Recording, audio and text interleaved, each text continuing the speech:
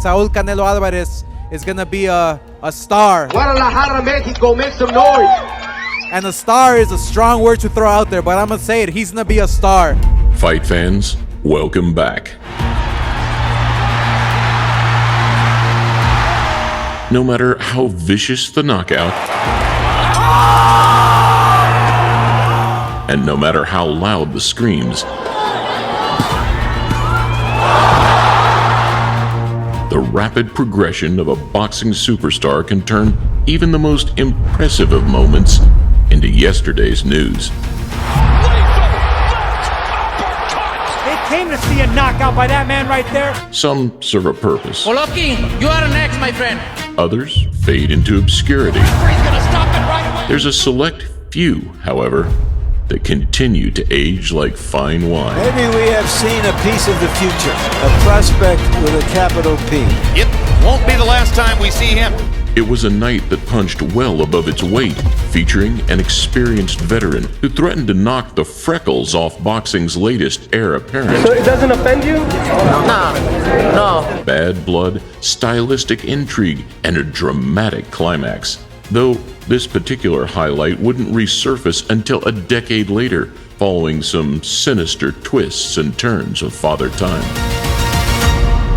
For the moment, Floyd Mayweather is sailing free with only the Filipino frigate somewhere close to him. 15 years ago, midway through 2010, boxing's lower weight classes were left in limbo as a prime Manny and prime Floyd went tit for tat, elevating the sport and their respective fan bases. In terms of the event and what the world wants to see, there's nothing that comes close to Pacquiao and Mayweather. Manny was preparing for a deadly leap of faith against Margarito, and Floyd had just overcome a rare moment of adversity to conquer Mosley.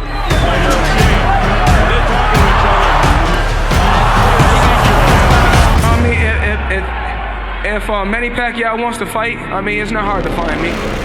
After his shortcoming against Mayweather, Sugar Shane's redemption would start with an LA revival against Sergio Mora, an exciting spectacle that would showcase some of boxing's future stars. Give it up from Guadalajara, Mexico. It featured a fan favorite in 23-year-old Victor Ortiz, a rising 21-year-old Keith Thurman, 18-year-old Frankie Gomez. Even at this stage, however, it was another 20-year-old prospect garnering more attention than anybody.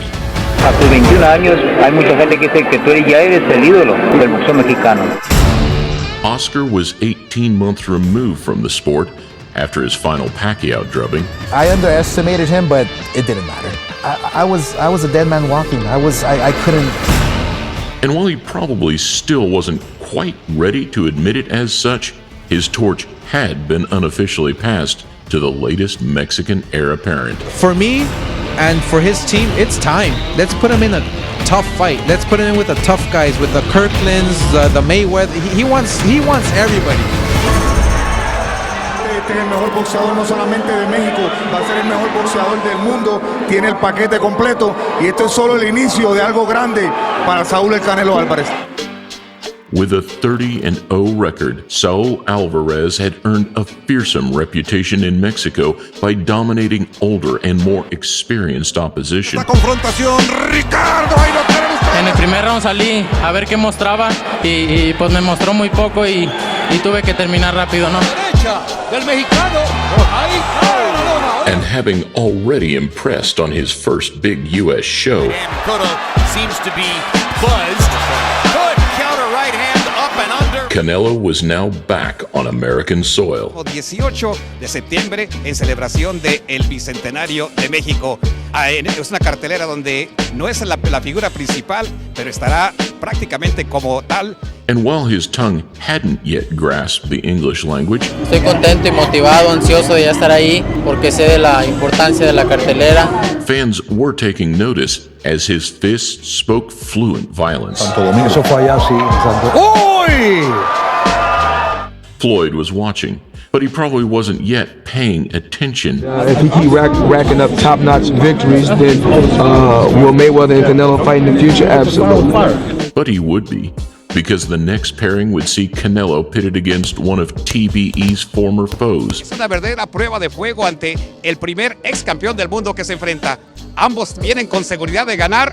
Nunca ha noqueado precisamente Baldomir. El Canelo dice que va a ser el primero y por su parte Baldomir dice que el Canelo es solo un niño. A true sink-or-swim moment against one of the most durable men in the business. So it's almost like a lose-lose because Baldomir's got a chin in granite. So, I mean, if he loses, he lost to an old guy, his career is done. I mean, honestly, you know, he's ruined. His only shot going into this fight was doing something that nobody thinks he can do, and that's knock out Baldomir. That's not going to happen. At this stage, Baldomir was respected. He had to be. He was an iron chin, 45, 12, and 6 veteran who'd never been stopped in 16 years of professional activity. Introducing Carlos Tata Baldomir. A tough Argentine underdog that forced his way into the spotlight and then stayed there. Get is hurt. Get is hurt. Badly hurt by that last right hand. He wasn't quite a Maidana, but he was a handful. And he'd gone 8 years unbeaten before his own Floyd Mayweather dismantling. Floyd Mayweather, we told him, takes a few rounds to dial it in. From that point forward, it's virtually flawless. He's already in that right hand groove now. A night where the bull versus matador was in full effect, as a slipping and sliding Mayweather even broke his hand on the Argentine's head. I hurt my right hand in the middle of the fight, but first I want to thank God for the victory. I pulled through it, you know, my team rooted me on, my fans rooted me on, and I just went out there and put on a boxing plan. Touch gloves and good luck to the both of you. Boom. Sam. Upsets against Zab Judah and Arturo Gatti, however, showed that if you had flaws, Baldomir would find them. Big left hook shot, and Arturo's not throwing, and that'll do it. And if you lacked heart, he'd expose it. Nice strike by Baldomir. I think that stunned Judah. Yeah. It hurt Zab Judah. And what he lacked in wow factor, he continually made up for with grit and determination. You hit him in the head with a sledgehammer, and you're not going to hurt him. So now, with all that wealth of experience behind him, he certainly didn't plan on being anyone's stepping stone. What did he think when Golden Boy said, "Do you want to fight Baldomir? Somebody so old, so tough." Despite a ton of Latino talent and roaring crowds, Live on HBO pay-per-view, Saúl Canelo Alvarez! the new Mexican superstar would be met with resistance. No me va a tocar enfrentar a campeones mundiales. Solo voy a enfrentar a un niño que tiene 35 peleas. ¿Por qué le digo niño? Porque tiene solamente 20 años. Things would eventually turn dark for Baldomir, but right now, he was enjoying his time in the sun and embracing the villain role, patronizing Canelo and referring to him as a boy. Todos querían arrancarle la cabeza a ese niño, pero ahorita lleva más de 40 peleas y nadie le ha logrado arrancar la cabeza. Así que yo creo que este niño dejó de ser niño y ahora es un hombre y el sábado lo va a demostrar. I'm happy he's coming with that confidence. I'm happy that he's talking too much. It makes me feel better. It made me think better in this fight. From press conferences to weigh-ins, all the way to fight night, Mexican pride was in full effect. This is the biggest fight week of the year. But if we knew then what we know now, those calls for violence would have been even more deafening.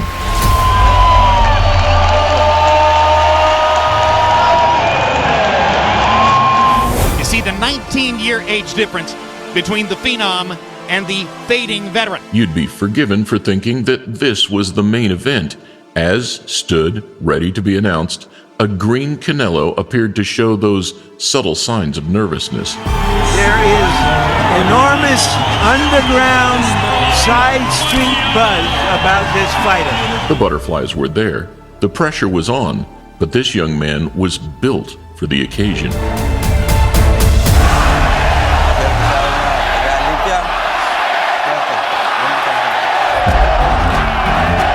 And again, the narrative, Baldomir was knocked out once, a million years ago in the 4th or 5th fight of his career. Nobody can remember it. That's the job in front of Alvarez. The opening couple of rounds saw very little ground conceded, with both men holding their nerve. Already there's a red mark on Baldomir's cheek. Baldomir said, Jim, that he was going to knock the freckles off his face. Baldomir lands a few punches, stepping inside. Alvarez seems to be looking for something As the fight went on, Canelo's sharpness became more and more apparent. Was that a little bit of a wobble from Baldomir after the right hand from Alvarez? But a stone-faced Baldomir, as expected, would just keep coming. Y pienso que cuando en algún momento lo pueda cruzar con mis manos, la va a sentir y bueno, ahí sí que va a empezar a correr o si yo pienso que si se para enfrente mío le va a ir muy mal.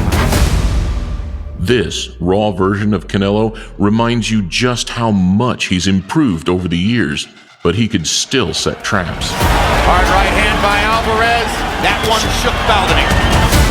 And with those whipping shots to body and head, he could still do some serious damage. Fighters in the welterweight division. And the possibility. The Argentinian seemed to be holding out in hope that Saul would start to fade. You know, Jim, I think he's getting discouraged, hitting the guy with them Sunday punches, and the guy's going nowhere. I mean, Baldomir takes some shot. He really does have a good jaw. Well, you keep him busy, keep him thinking. And finish off with more than 2 punches. You're waiting. And opening the 6th, Larry Merchant, a tough customer as always, still wasn't sold. This is a solid workmanlike effort so far by the 20-year-old Alvarez. And I can't say that he's dazzled me, Jim. His opinion, however, was about to be swayed, as just 3 minutes later, everything would change.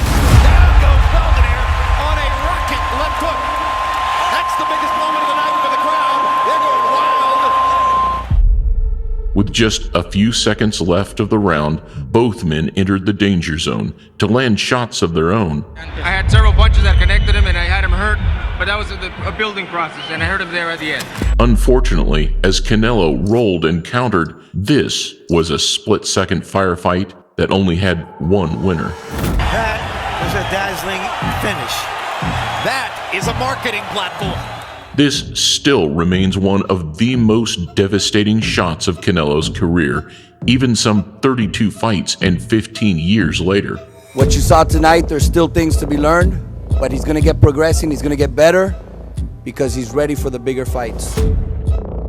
Cracking a chin that had held up for nearly 2 decades to launch a career that would only improve from this point onwards. It's going to be a star, and a star is a strong word to throw out there, but I'm gonna say it, he's gonna be a star. Saúl Canelo Alvarez. The same certainly couldn't be said, however, for the man regaining his senses in the opposite corner. I just can't believe, you never know what goes on behind closed doors, and I just can't believe what this man has been arrested for. ¿Ese fue el día más feliz de tu vida? Sí. ¿Sí? Incluso más feliz, no sé, se me ocurre de aquellos momentos en que fuiste papá.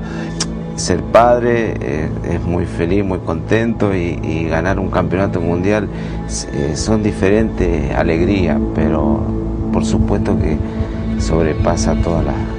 The Argentine would fight on for a few more years before eventually bowing out in 2014. Un gusto encontrarte bien, trabajando, recordando los grandes momentos, pero también con grandes proyectos a futuro. Eso me parece muy bueno. But just 18 months after that final bout, things turned dark. Comenzamos contándoles sobre la caída de un campeón que recibió el peor veredicto y no en un cuadrilátero, sino en la justicia santafesina. Un golpe de knockout para Tato Carlos Baldomir. There's very little information surrounding Baldomir's circumstances, maybe due to the sensitivity of the case, but a bit of digging reveals accusations of drinking, gambling, and a wild lifestyle that would eventually catch up with him. ¿Alguna vez fue violento con vos, psicólogo Baldomir? En los últimos tiempos sí. Ya estaba muy violento, pero verbalmente. In 2019, having already spent 3 years in pre-trial detention, Baldomir was sentenced to 18 years in jail for some of the worst crimes imaginable. involving his own daughter. El abogado de la familia de la víctima asegura que se llegó a esta sentencia por la contundencia de todas las pruebas presentadas. And while Carlos had always maintained his innocence, promising that the case would be overturned, very little has been heard or seen since that infamous middle finger salute.